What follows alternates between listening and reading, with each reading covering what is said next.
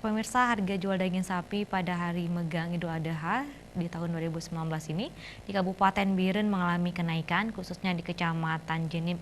Dan pedagang melepas harga daging sapi kepada konsumen bervariasi dengan harga jual mulai dari harga Rp150.000 hingga Rp170.000 per kilogram.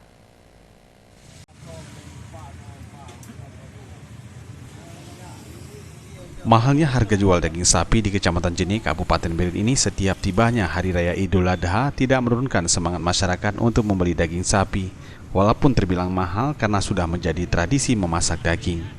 Lapak para pedagang ini hanya ada 2 kali dalam setahun, yaitu untuk Hari Raya Idul Adha dan Idul Fitri.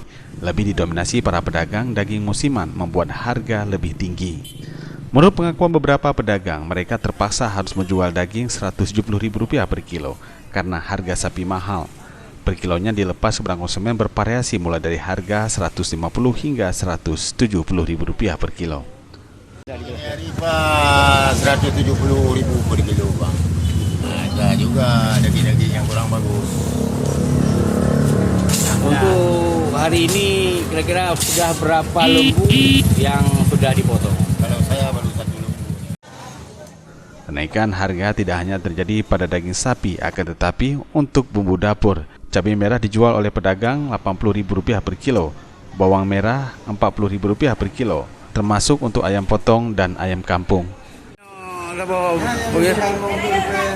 Ini Rp50.000, Bang.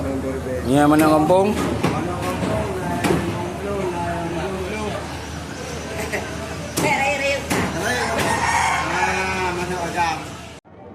Tim Liputan Aceh TV.